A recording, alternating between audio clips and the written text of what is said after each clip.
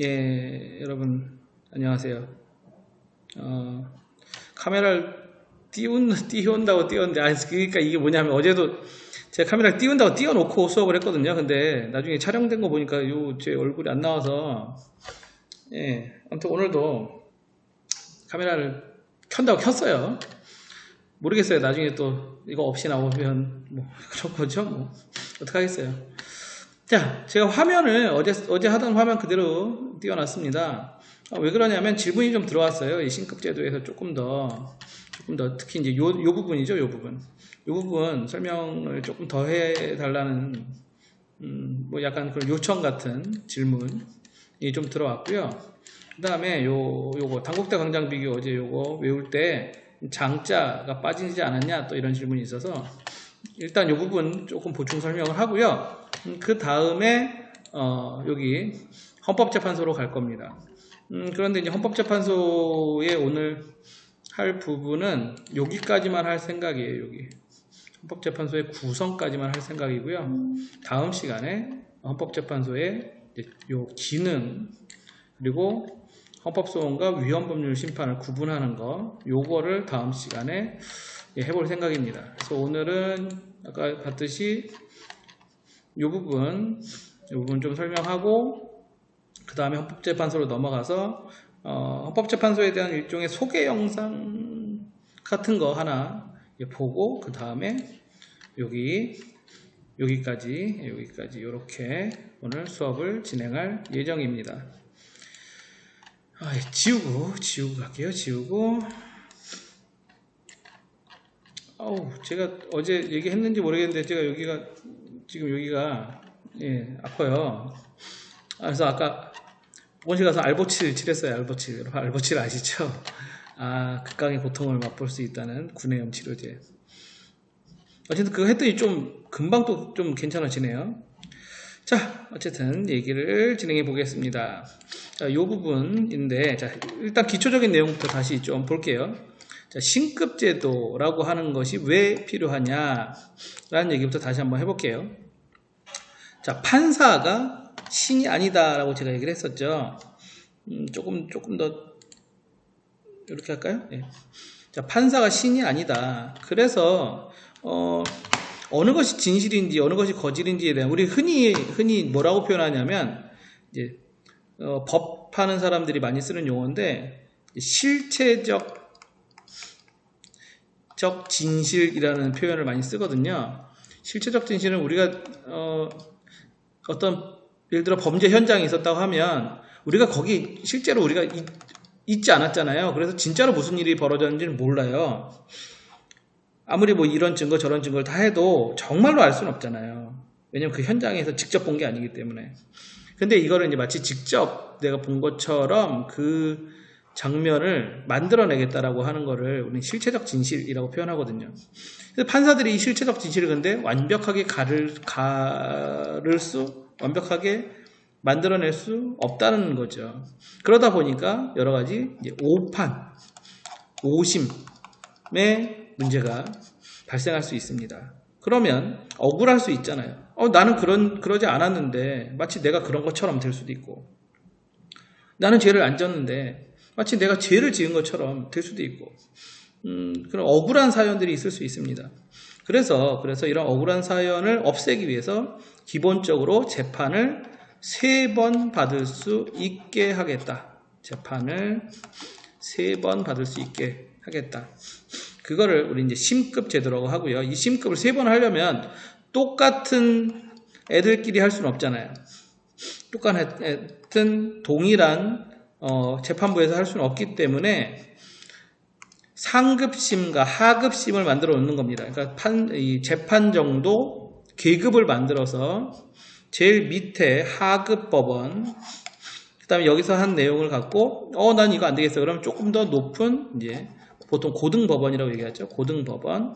그 다음에 난 여기서도 얘네 판단 아니야. 그러면 한 번 더 최종적으로 대법원까지 재판을 3번 받을 수 있게 해준다. 우린 이거를 신급 제도라고 한다. 자, 지난 시간에 이제 이 정도 다 기억나시죠? 자, 그래서 원칙적으로 재판은 3번 받는 3심제. 요 가로엔 3심제라고 쓰시는 게 맞아요. 자, 3심제를 우리나라는 채택하고 있다. 자, 이렇게 보시면 되겠고. 자, 그 다음에 지난 시간에 했던 게 요 용어에 대해서 얘기를 좀 했었죠. 요 용어. 항소, 상고, 항고, 제항고. 요걸 얘기했었죠. 자, 그리고 요거를 요 용어를 다 합치면 뭐라고 부른다? 상소라고 부른다. 다 합치면 상소. 근데 요거를 이제 구분해 보면 1심에서 2심 가는 판결에 대해서는 항소, 2심에서 3심 가는 판결에 대한 것은 상고, 그러니까 불복하는 거죠. 1심 재판 결과에 1심 재판 결과 판결에 대해서 불복해서 상급심으로 2심 재판부로 넘기는 걸 항소, 2심 재판부에서 내린 판결, 재판 결과죠. 판결에 대해 불복해서 최종심인 고등법원 3심으로 올리는 것을 상고라고 한다. 그리고 판결이 아닌 법원의 결정이나 명령이 있어요. 판결이 아닌 법원의 결정이나 명령에 대해서는 1심에서 2심 올리는 것을 항고, 그리고 2심에서 3심 올리는 걸 제항고라고 부른다. 여기까지 보면 되겠고요. 자, 그 다음에 자, 민형사 사건의 이제 심급 제도 그림입니다. 우리 교과서에도 있어요. 우리 교과서 불 켜져. 안 켜지네요. 켜졌다. 이 자동이더라고요, 이게. 우리 교과서 59페이지에 있는데 되게 조그맣죠? 되게 조그매요. 그래서 얘가 더, 둘 중에 편한 거로 보세요. 자, 법원을 보시면 일단, 자, 경한 사건, 경미한 사건이죠? 중한 사건, 중대한 사건입니다. 자, 경미한 사건에 대해서는 판사들도 재판의 효율성을 위해서 혼자서 재판하는 경우가 있어요. 그러니까 판사 혼자. 우린 그걸 이제 단독 판사라고 부릅니다. 단독 판사는 지방법원 본원에도 있고요. 지원에도 있어요. 단독 판사입니다. 판사 혼자 재판해요. 그러니까 이게 별로 중요하지 그렇게 큰 사건이 아니라는 거죠. 경미한 사건에 대해서는 단독 판사가 합니다. 우선 자, 다시 법원. 자, 지방법원 있었죠? 지방법원이 있고 지방법원에 딸려있는 일종의 출장법원 같은 거 지원이 있다고 했죠. 이 지원에도 단독 판사가 있고 지방법원 본원에도 단독 판사가 있는데 경미한 사건은 단독 판사가 한다. 자, 그 다음에 단독 판사가 해요. 그런데 판사 혼자 하니까 나는 그 판결 못 따르겠어 라고 할 수 있겠죠. 뭐 정확히 얘기하면 판사 혼자 하니까가 아니라 나는 억울해. 다음으로 올릴래. 다음 재판 다시 해줘. 그러면 경미한 사건은 요 트랙을 따라가는 거죠. 경미한 사건은 요 트랙을 따라가는데 자, 혼자 했으니까 그러면 이번에는 여러 명이 해줄게. 판사 여러 명이서 같이 판단해 줄게. 그걸 뭐라고 부르냐면 합의부라고 불러요. 합의부. 보통 3명의 판사가 합니다. 3명의 판사. 그래서 주심 판사가 있고요. 보통 이제 여러분 혹시 드라마 같은 거 봤는지 모르겠는데 드라마 보면 이렇게 있고 여기 가운데 판사 있고 가운데 좀 나이 있는 판사 있고 그 옆에 좀 젊은 판사들 있죠. 이렇게. 그래서 나이 든 판사가 주로 이것저것 물어보고 얘네는 사실 별 얘기 안 하고 있다가 드라마 보면 주심 판사가 이렇게 앉아가지고 뭐 하다가 뭐 잠깐 이렇게 해서 뭐 이렇게 좀 얘기하고 그럼 또 거기 끄덕거리고 그리고 또 재판하고 이러죠. 얘네가 이제 배심 판사예요. 주심 판사, 배심 판사. 그래서 얘네가 셋이서 재판을 다 이제 진행한 다음에 셋이 모여요. 회의실에 셋이 모여가지고 셋이서 야, 얘 유죄니 무죄니 이거를 회의를 해요. 셋이 회의를 하고 자, 예를 들어 유죄다 그러면 그러면 얘를 형벌을 어떻게 내리지? 이걸 셋이 합의 보는 거예요. 셋이서 합의 보는 형태입니다. 그래서 이걸 뭐라고 부른다? 합의부라고 불러요. 합의부. 자, 여기서 이제 3명이 했죠. 처음에 판사 1명이 하고 여기서 안 되겠어. 다시 재판해 주세요. 그러면 이제 3명이 하고. 자, 여기까지가 2심 재판이 되는 거죠. 여기까지가. 근데 여기서도 안 되겠어. 그러면 3심으로 갑니다. 자, 3심은 무조건 대법원이다. 3심은 무조건 대법원이다. 이렇게 보시면 되겠어요. 3심은 무조건 대법원. 이쪽 트랙이건 이쪽 트랙이건 3심은 무조건 대법원. 그러니까 얘는 여기서 지방법원 본원 합의부에서 끝내고 나면 고등법원을 거치지 않고 3심은 여기서 2심 끝났으니까 3심은 곧장 대법원으로 간다. 자, 그 다음에 이제 중한사건. 중대한 형사사건이 주로 중한사건이 되겠습니다. 단순 폭행 이런 건 다 여기서 끝나요. 다 요 라인이고요. 이제 좀 단순 폭행이 아닌 그 형법에 있어서 있잖아요. 뭐 강도, 살인, 뭐 등등등 우리가 흔히 얘기하는 흔히 뭐 생각이 안 나네요. 흔히 얘기하는 아무튼 중대한 범죄, 예. 그거는 흉악범죄 보통 뭐 이런 것들이 이제 중한 사건이 되는 거죠. 자, 얘네는 중대한 사건이기 때문에 단독 판사 혼자서 하지 않아요. 처음부터 합의부에서 합니다. 자, 아까 얘기했던 합의부. 아까 여기 있었죠, 합의부? 판사 3명이 이렇게 앉아서 재판하는 거. 자, 여기서 일단 판결을 받았어요. 근데 나는 이 판결에 불복하겠어. 이 판결에 불복하는 거는요, 이거는 피고인도 그럴 수 있고요, 피고 측도 그럴 수 있고요, 검찰도 그럴 수 있어요. 양쪽 다 이 판결에 불만을, 이의를 제기할 수 있습니다. 자, 판사건, 판사건,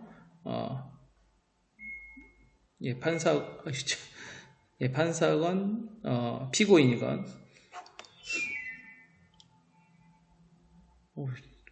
에어컨이 막 켜졌다 꺼졌다 지 맘대로 해요. 여기.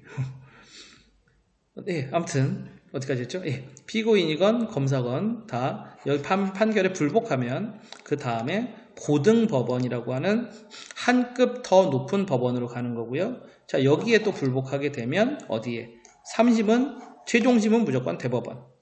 그래서 대법원으로 상고하는 거죠. 근데 대법원은요, 보통 피고인이 직접 나오진 않아요. 대법원에서는 주로 서면과 판결을 내릴 때 논리가 정확했느냐, 판결을 내릴 때 혹시 판사가 오해하진 않았느냐, 뭐 요런 거를 주로 따집니다. 그러니까 대법원에서는 여기 피고인이 나와서, 우리 흔히 재판 보는 것처럼 피고인이 나와서 뭐 이러합니다, 저 억울합니다, 뭐합니다, 막 이런 거 거의 없어요. 그런 거 거의 없고, 보통 변호인이 나와서 되게 딱딱해요. 그 영상 보면 변호인이 나와서 마이크 앞에 딱 서가지고, 변호인이 딱 서서 존경하는 대법원장님, 그리고 대법관님, 존경합니다. 뭐 일단 이렇게 시작해요. 이번 사건에 대해서 변론을 시작하겠습니다. 이번 사건은 뭐 저쩌고 해서 이 부분에 오해의 여지가 있고 뭐 되게 차분하게 설명합니다. 그러면 또 이제 검사 측 얘기하세요. 그럼 검사 측이 또 나와서 존경하는 대법원장님과 대법관님 뭐 또 이렇게 얘기해요. 그러니까 흔히 생각하는 법원의 모습과는 좀 달라요. 흔히 법원 그림을 좀 그려보면 여기 이렇게 판사석이 있고요. 판사들 이렇게 앉아있는 판사석이 있고요. 여기 법원 서기가 이렇게 있고요. 이쪽에 검사가 이렇게 앉고요. 이쪽에 변호인하고 피고인이 이렇게 앉고요. 그 다음에 여기 이제 방청석, 그래서 일반인들이 이렇게 앉아서 방청을 하거든요. 일반적인 법원의 모습은 이렇게 돼 있어요. 근데 대법원은 이렇게 되어 있지 않아요. 대법원은 그림을 그려보면 쭉 그래서 여기 대법관들이 쭉 앉아 있고요. 엄청 커요. 그 다음에 여기 이렇게 서기들이 있고 이렇게 되어 있습니다. 이렇게 돼서 이쪽에 검사들 이렇게 앉고 이쪽에 변호사들 이렇게 앉아요. 모양이 좀 틀리죠. 그 다음에 여기 뒤에 이제 방청석 이런 식으로 모양이 있습니다. 되게 굉장히 크고요, 굉장히 웅장해요. 대법원 가보면. 아무튼 그래서 일반 법원에서 하는 재판하고는 조금 모양새가 조금 다르다. 물론 형식은 같은데 모양 그 전체적인 분위기나 모양새는 좀 다르다. 이렇게 이해하시면 되겠습니다. 자, 그 다음에 여기까지 얘기하고요. 자, 그 다음에 자, 어제 판결은 이 전체는 상소라고 부르지만 판결은 항소상고. 판결은 항소상고. 나머지는 항고지항고. 이렇게 외우시라 그랬죠. 시험 보기 전에만 외우시라 그랬어요. 그 다음에 단국대 광장 비교. 다시 설명해 드리자면 단국대 광장 비교. 자, 선거 재판에 대해서 단심제를 하는데, 단심제 단. 자, 국, 대, 광, 장, 비, 교인데, 이 장은 사실 여기 없는 거예요. 그냥 말 만들다 보니까 장이 붙은 거예요. 그러니까 우리가 외우기 쉽게 만들다 보니까 광장이라는 거 이렇게 이름 붙인 거예요. 자, 국가 대표, 대통령, 대통령, 그 다음에 광역자치단체장, 여기 장인 거죠. 요 장이 요 뒤에 붙은 거예요. 요 장. 그 다음에 비도 그냥 비례대표가 아니에요. 그냥 비례대표라고 하셔도 돼요. 그러고 보니까 비례대표 의원이 있는 게 국회의원이 비례대표가 있고, 그 다음에 광역지방자치단체에만 비례대표가 있네요. 자, 광역자치단체 의회의 비례대표입니다. 정확히 표현하면 광역자치단체 의회 비례대표 의원. 그 다음에 교육감은 시도에만 있어요. 시도에만. 여기서 얘기하는 시는 화성시 이런 데가 아니고 광역시 이상. 그러니까 서울 그 다음에 어디죠? 뭐 인천, 대전, 대구, 부산, 울산, 또 어디죠? 뭐 아무튼 이런 광역자치단체 있죠? 이런 광역자치단체에만 광역시, 그리고 광역자치단체가 경기도, 어디있죠? 충청북도, 이런 도. 그래서 이런 광역시와 광역자치단체에만 교육감이 있어요. 그래서 교육감. 자, 단심제, 단국대 광장비교. 단심제는 단국 국가대표, 대통령, 광역자치단체장, 여기 장, 그 다음에 광역자치단체 의회 비례대표의원, 그리고 교육감만 단심제다. 뭐가? 선거재판이 단심제다. 나머지 선거사건은 다 2심제입니다. 나머지 선거사건은 다 2심제. 2번 한다는 얘기죠. 왜 얘는 2번 해요? 왜 얘는 한 번 하고 2번 해요? 어제도 얘기했지만, 선거사건이라는 것이 이게 당선이냐, 당선 무효냐를 결정해야 되는데, 예를 들어 국회의원 4년짜리예요.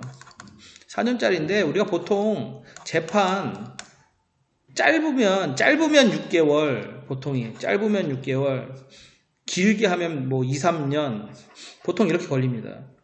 재판 한 번 하는데. 그러니까 1심 재판하는 데만 이래요. 2심 재판하면 또 어떨까요? 2심 재판하면 이것도 1, 2년 그냥 가요. 대법원 3심 재판하잖아요. 이거 다 하는데요. 어떤 사건들은 10년 넘게 걸리는 사건들도 있어요. 복잡한 사건들은. 자, 이러면 예를 들어 국회의원 4년밖에 안 하는데 이거 재판하다가 얘는 국회의원 다 해먹고 이제 안녕 하고 갔는데, 그때 가서 너 선거 당선 무효, 무슨 소용이 있어요. 그래서 재판 절차를 빨리 진행하려고 하는 겁니다. 재판 절차를 빨리 진행하려고 이렇게 2심제나 단심제를 하고 있다. 이렇게 생각하시면 되겠습니다. 자, 그 다음에 이제 20분, 그 그 다음에 이제 여기로 갈 거예요. 자, 헌법재판소. 제가 아까 어떻게 했죠? 헌법재판소는 잠깐 헌법재판소 영상 한번 쓱 보고 간다고 했습니다. 재판소 이게 생긴 거가 1988년인가요? 그렇습니다. 예. 1987년에 그 개헌이 이루어지면서 직선제 개헌이 이루어지고. 그렇습니다. 네. 그러면 88년은 진짜 여러 가지 의미에서 대한민국의 터닝 포인트네요. 올림픽 생각하는 거. 올림픽도 그렇고. 근데 그때 왜 생겼을까요? 이 헌법재판소가. 국회는 대부분 국민들의 투표에 의해서 구성이 되는데 네. 반면에 어느 나라든지 대체로 사법부는 이렇게 국민의 투표에 의해서 구성되진 않습니다. 그렇죠. 임명 법률 전문가들로 구성이 되기 때문에 네. 민주적 정당성이 더 큰 국회에서 만든 법률을 법원에서 심사를 해서 헌법에 맞는다, 맞지 않는다라고 하는 것은 적절하지 않다는 것이 아하. 보편적인 생각이었습니다. 아, 그렇구나. 네. 그러면 그 법률이 헌법에 부합하는지 여부를 판단하는 또 다른 기구가 그래서 필요하다. 이렇게 된 겁니까? 그렇습니다. 즉 어떤 법률이나 뭐 대통령의 어떤 권한 행사, 행정부처의 공권력 행사 이런 것들이 헌법에 맞는지 이것을 심사하는 곳입니다. 그래서 법원하고는 다른 일을 하기 때문에 아마 우리 헌법을 만들 때 판사라고 하면 우리 일반 국민들이 뭐 똑같은 사람들로 알까봐 재판관이라는 그래요? 다른 명칭을 주신 그 거예요. 사실 서민들 입장에서는 네. 정부 공무원들한테 가서 이거 좀 해달라 그럴 때 제일 많이 듣는 대답이 해주고 싶은데 법이 그렇게 안 돼 있다. 규정이 그렇게 안 돼 있다. 이런 말들이거든요. 네네. 그러면 어디 가서 하소연을 못 해요. 근데 그때 일로 갖고 오면 돼. 그러니까 일반 법원에서 이렇게 넘어오는 게 아니라 다이렉트로 올 수도 있는 거예요? 물론입니다. 지금 그런 사건이 많이 있습니다. 네. 최근에 이 PC방 같은 데서 담배를 피지 못하도록 이제 그렇죠. 법이 예. 개정돼서 시행되고 있습니다. 그러니까 그 담배를 좋아하시는 분들이나 아니면 PC방을 운영하시는 분들이 아니 나는 담배를 피우면서 하고 싶은데 왜 못하게 하느냐 또는 난 우리 영업소에서는 저 담배 피우는 사람들만 내가 하면 되지 않느냐 뭐 이런 얘기를 하면서 그 법에 대해서 위헌이라고 다투는 심판 같은 것이 많이 들어오고 있습니다. 수변권 보장하라. 그렇습니다. 네. 그러니까 그런 것은 정말 우리 국민 개개인의 네. 일상생활에 관한 것인데 네. 그런 것을 얼마든지 그럼 결론 났습니까? 그거? 그거 진짜 결론 궁금해요. 지금 PC방을 운영하시는 분들이 낸 것은 그 합헌이라고 선언이 나왔고요. 지금 그거 규제하는 네. 것이 네네. 정당하다. 지금 담배를 피우는 분들이 네. 그 낸 것은 이제 지금 심의 중에 있습니다. 아마 조만간 결론이 나올 것 같습니다. 그래요. 그러니까 헌법재판소라고 해서 그냥 굉장히 멀리 있는 곳이 아니라 네. 어떤 면에서는 우리 국민 제일 가까이 있는 곳이에요. 물론. 네, 여러분, 동영상 잘 보셨나요? 그 인터뷰에 나오셨던 분은 이제 헌법재판관인데요. 박근혜 전 대통령 탄핵 심판 때 굉장히 유명해지셨죠. 사실 뭐 그 전까지는 우리나라에서 헌법재판관 이름도 얼굴도 사실 모르던 시대였는데, 그러니까 사람들이 관심이 없던 시절이죠. 근데 이제 박근혜 대통령 탄핵 사건 때, 탄핵 심판 때, 막 인터넷에 막 생중계되고요. 그게 또 뉴스에도 계속 나오고 막 그러면서 헌법재판소 재판관들이 어떻게 보면 막 스타가 되기도 됐던 막 그런 시절이 있었죠. 그래서 굉장히 유명하신 헌법재판관이시고요.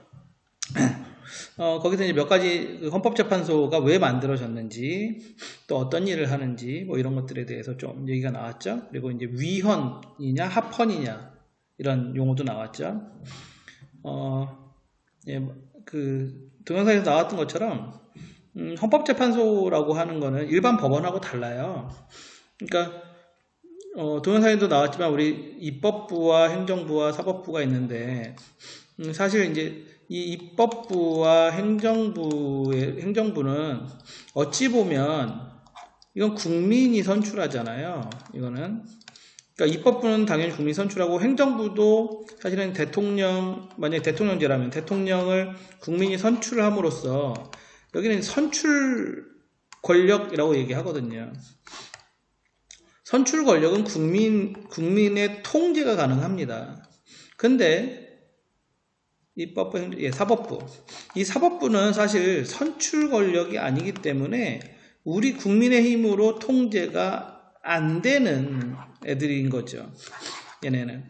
그래서 우리가 국민이 선출한 선출 권력이 만든 법률이 이게 이 법률이 잘 된 건지 안 된 건지 뭐 이런 거를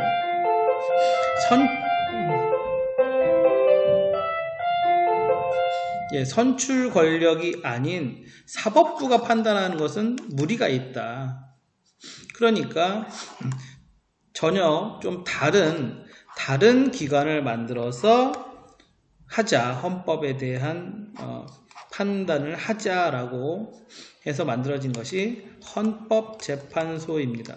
그래서 사실은 이 대법원과 헌법재판소는 둘이 사실은 동급이에요. 편제상으로는 동급이고요. 약간 대법원이 헌재를 좀 싫어해요. 대법원이 헌재를 조금 라이벌로 생각하고 좀 싫어해요. 헌재는 뭐 대법원 뭐 별로 그렇게 신경 안 씁니다. 별로 신경 안 쓰는데 이 대법원이 헌재를 좀 견제하고 싶어 하는 모습을 좀 보이는 게 현실입니다. 한 10분쯤 후에 다시 종칠 거예요. 가능하면 그 전에 끝내볼게요. 일단 그래서 헌법재판소에 대한 뭐 소개는 아까 영상 그 정도로 얘기를 하고요. 그 다음에 아까 영상에 나왔던 얘기 중에 이제 합헌이냐 위헌이냐라는 용어가 나왔었죠. 그건 알고 가야 되니까 헌법재판소 하려면 자 위헌이냐 합헌이냐 이런 용어가 있습니다. 위헌은 헌법에 위배된다 이런 뜻이고요. 합헌은 헌법에 합치된다 이런 뜻이에요. 그러니까 합헌 어떤 사건에 대해서 합헌 결정이 나면 그거는 정당한 거야 라는 뜻이 되는 거고요. 위헌 결정이 나면 그거는 헌법 정신에 맞지 않아 이런 뜻입니다. 그래서 만약에 어떤 법률이 위헌이라고 판결이 나면 그 법률은 그 순간 효력을 상실합니다. 물론 위헌을 내릴 수도 있고요. 뭐 헌법 불합치, 뭐 한정 위헌 뭐 여러 가지 있는데 어쨌든 위헌이라고 나오는 거는 헌법에 위배된다 이런 뜻이다. 그 다음에 합헌 그러면 헌법에 합치된다, 정당하다 이렇게 이해하시면 되겠습니다. 뒤에 가서 뭐 한정 위헌, 헌법 불합치 이런 용어는 뒤에 가서 다시 한번 설명을 해 드릴게요. 자, 헌법재판소의 지위와 위상 보겠습니다. 헌법재판소의 지위와 위상. 자, 법원의 제청에 의한 뭐 다 됐고요. 뭘 하는 거냐면 법률의 위헌 여부, 법률이 헌법에 위배되느냐 여부와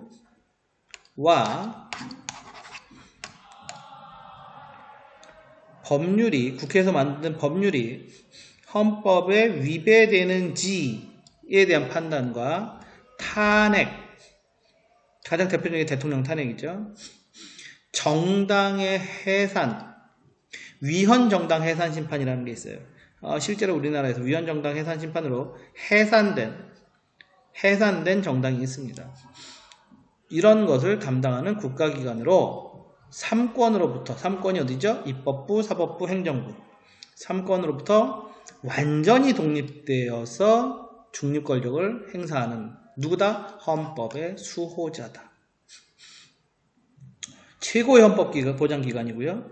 기본권 침해를 구제하는 최후의 보루예요. 왜냐하면 대법원에서도 해결이 안 났어 헌재로 갈 수 있습니다.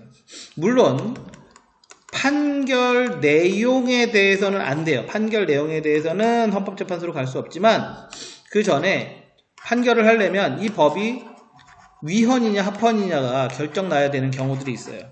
그럴 때는 헌법재판소에 국민이 직접 또는 법원이 어떤 법률의 위헌 여부가 재판의 전제가 된 경우에는 법원이 만약에 법원이 안 받아들여주면 당사자가 직접 또는 재판하고 상관없이 자기의 권리를 침해받았다라고 생각되는 개인이 직접 헌법재판소에 심판을 청구할 수가 있습니다. 그래서 기본권 침해를 구제하는 마지막 최후의 보루다. 또 이렇게 얘기하고 있죠. 자, 헌법재판소의 구성 보도록 할게요. 오늘 구성까지만 한다 그랬죠. 자, 아까도 나왔지만 자, 헌법재판소의 재판관은 총 9명으로 구성됩니다. 임명은 대통령이 해요. 임명은 대통령이 하지만 대통령 마음대로 임명하면 안 되겠죠. 그러면 기본권 침해를 구제하는 최후의 보루고 법률의 위헌 여부도 탄핵도 정당의 해산도 엄청 큰 역할을 담당하기 때문에 대통령 혼자서 모든 사람을 임명한다? 이러면 대통령 마음대로 할 거잖아요. 그래서 임명은 대통령이 합니다. 임명장을 주는 건 대통령이지만 대통령이 자기 마음대로 할 수 있는 사람은 3명밖에 안 돼요. 3명밖에 안 돼요. 자, 3권이죠. 우리 3권 분립. 3권으로부터 독립되죠. 3권 분립. 그래서 입법부에서 3명, 사법부에서 3명, 행정부에서 3명 이렇게 만드는 겁니다. 자, 대통령이 지명하는 3명, 행정부 거죠. 대법원장이 지명하는 3명, 사법부 거죠. 국회에서 국회의원 중에 선출하는 게 아니고요. 국회에서 추천하는, 국회의원들이 모여가지고 우리 이 사람 합시다 이렇게 하는 거예요. 국회의원이 하는 건 아니고요. 국회에서 후보자들을 이렇게 해놓은 다음에 이 중에 누구 할까? 그래서 국회의원들이 합의 보는 거예요. 국회의원들이. 그래서 여기서 3명, 그게 이제 입법부목 3명 해서 총 9명으로 구성이 되고요. 자, 이 9명 중에 1명이 헌법재판소장이 됩니다. 9명 중에 1명이 헌법재판소장이 되는데 헌법재판소장은 중요한 자리이기 때문에 대통령이 마음대로 할 수 없죠. 그래서 국회의 동의를 얻어야 대통령이 임명할 수 있습니다.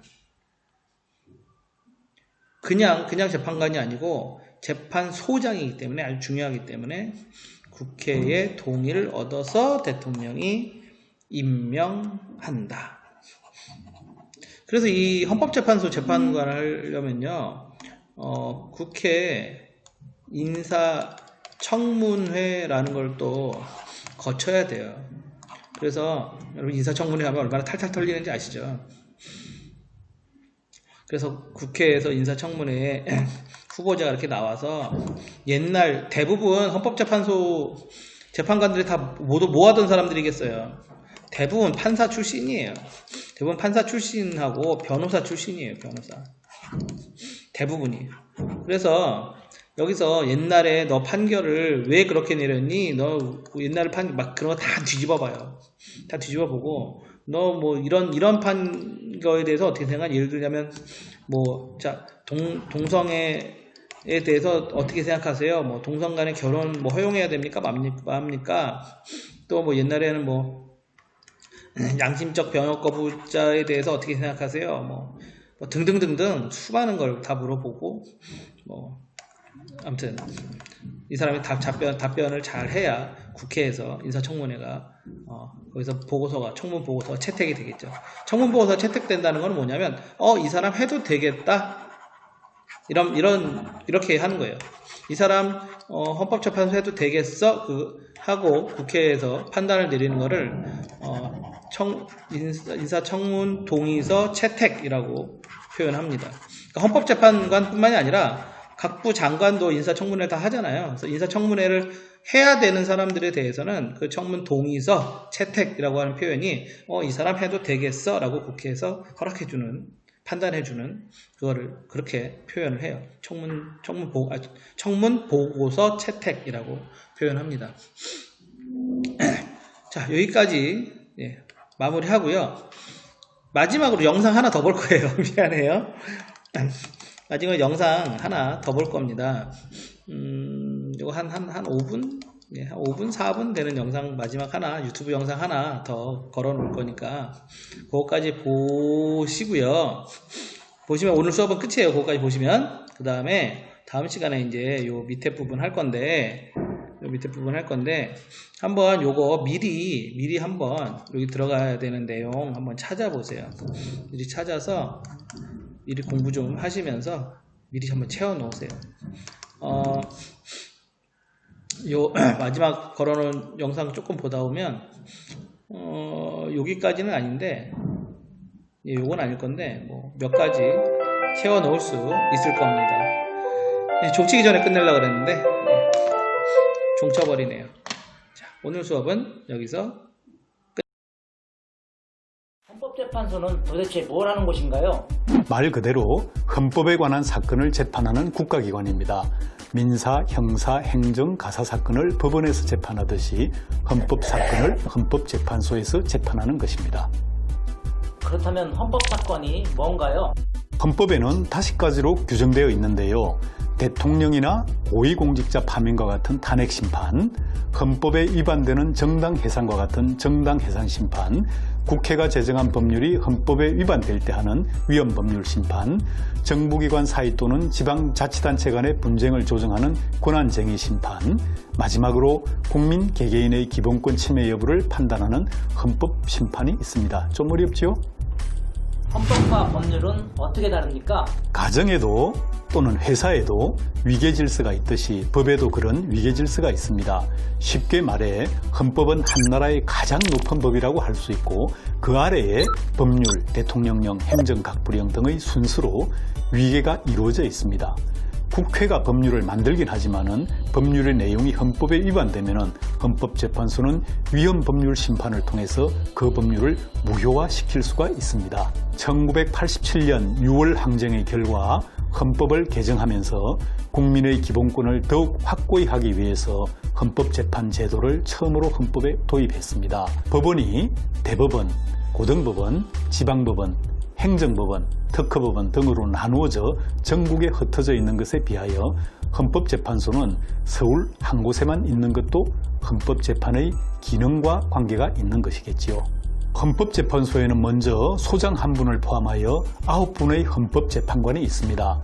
헌법재판소장은 5부 요인의 한 사람이고 헌법재판관은 대법관과 마찬가지로 장관급의 예우를 받습니다. 30여 년의 세월이 흐르는 사이에 박근혜 전 대통령에 대한 파면 결정, 동성동본 혼인을 금지한 민법 조항에 대한 위헌 결정 등을 통해서 우리나라 헌법재판소는 세계적으로 그 역할이 두드러졌고 많은 나라에서 우리나라 헌법재판소를 배우려고 오고 있는 실정입니다. 일반적으로 유럽의 전통이 이어지는 대륙벽계 국가에서는 헌법재판소를 가지고 있는데 가장 먼저 헌법재판소를 만든 독일이나 오스트리아를 비롯해서 지금 세계적으로 대략 60여 개 국가가 헌법재판소를 가지고 있습니다. 그 반면 미국과 영국의 전통이 이어지고 있는 소위 영미법계 국가에서는 헌법재판소가 없고 헌법재판도 대법원이 맡아서 하고 있습니다. 헌법재판관은 어떻게 임명되죠? 네, 헌법재판관은 법조인으로 15년 이상의 경력이 있는 사람 중에서 대통령이 임명하도록 되어 있습니다. 다만 헌법재판의 공정성과 다양성 보장을 확보하기 위해서 3분은 대법원장이 지명한 사람을, 3분은 국회가 선출한 사람을 대통령이 반드시 임명하도록 되어 있습니다. 일반인들도 헌법재판소를 이용할 수 있습니까? 네, 가능합니다. 잘못된 법률이나 국가의 공권력에 의한 헌법상의 기본권이 침해된 경우에는 개인이 헌법재판소에 헌법소원을 청구할 수 있습니다. 예를 들면은 과거에는 동성동본이면 무조건 결혼을 할 수 없었으나 지금은 가까운 친인척이 아니면은 동성동본이라도 결혼이 가능합니다. 이것도 개인이 헌법소원을 청구하고 헌법재판소가 위헌 결정을 해주었기 때문에 가능했던 일이었습니다. 대법원 국정농단 관련해서 보도가 나왔는데요. 대법원에서 헌법재판소의 위상을 격하하는 문건이 나왔습니다. 어떻게 생각하십니까? 우선 그거는 잘못된 일이죠. 대법원과 헌법재판소는 모두 매우 중요한 국가기관들입니다. 양 기관은 서로의 영역을 존중하고 서로를 인정하는 이런 자세가 필요하다고 생각합니다.